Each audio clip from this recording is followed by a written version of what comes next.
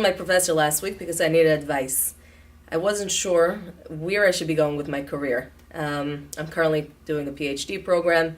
I was thinking maybe taking the LSATs for law school. And, a little part of me thinks, well, maybe I should still become a neurosurgeon.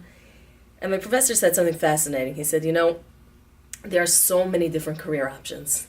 And you can fall into the trap of what's called student syndrome, which is you'll get one degree and then you'll follow up with another one and another one and another one. And you're going to have a lot of letters after your name. But you're not necessarily going to be making any impact.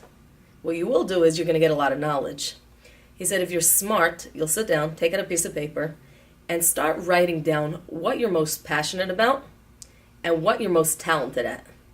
And then look at the list and try to combine it. Figure out which career is going to match both of them, and then run with it, and never look back. I hung up the phone, and he gave me a lot of work to do, but also a lot of clarity. I remember when I was in high school, so we used to have 4 subjects: math, history, science, English. Then suddenly you hit higher academics, and now you're learning the history of science, the science of math, the literature of the ancient civilizations, the archaeology of... And it's interesting because in an attempt to become well-rounded, we end up knowing a lot of nothing, really.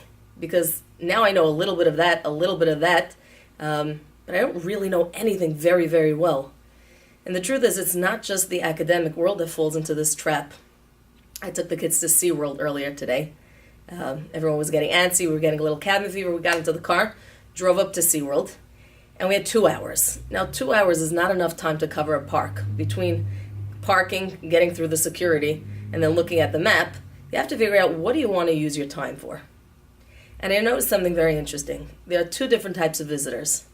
Both of them, their goal is to have fun, right? That's why people come to SeaWorld. That's why you pay the money for it. But one of them, right, visitor number 1, is that worried person who has their map crumpled up with a whole bunch of different markings because there's a show at 5 o'clock and at 4:30 there was another event and at 12:30 was... And basically, they're trying to cover the entire park in one day. So wherever they are, they're not actually enjoying it as much as trying to figure out, do we have enough time now? We're at the sea lions. Do we have enough time to make it to the dolphins? We're at the dolphins. Do we now have enough time to make it to the next show? Do we have enough time to also see the feeding of the orcas?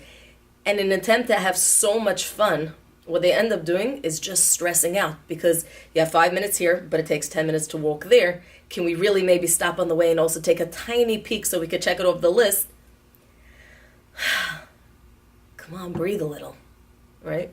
And then you have the second visitor who comes to the park and wants to have a good time, just like the first one, but realizes that inevitably you cannot be everywhere all the time. That's just a fact.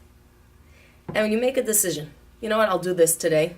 Maybe I'll come back another day, maybe I won't.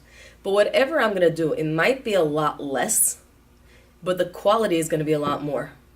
Because I'm focused on not just movement, but actual progress. See, a lot of times in life, we're constantly running. Stop somebody and say, where are you running to? I don't know, but I have to keep running. That doesn't make any sense, right? Sometimes, and I do this all the time when I'm driving. I like to switch lanes. Why do I switch lanes? It makes me feel like I'm moving somewhere. We're all sitting in the same traffic, so I'm blinking to the left now, to the right now. It looks like a clear to the right now. And in the end of the day, I'm just moving this direction, but I'm not actually going anywhere. The Mesilat Yesharim, the Ramchal, Rabbi Moshe Chaim Lutzato, writes the following in his first chapter.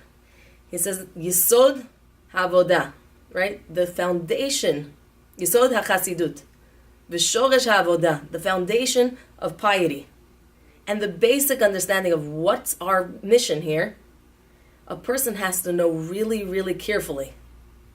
Ma chovato bolamo. What am I here for? What's my obligation? What's my end goal? Because if I understand what my end goal is, then I'll take all the passion, all the resources, and I'll be able to channel it properly. But if I want to be the jack of all trades, I'm really going to end up being the master of none.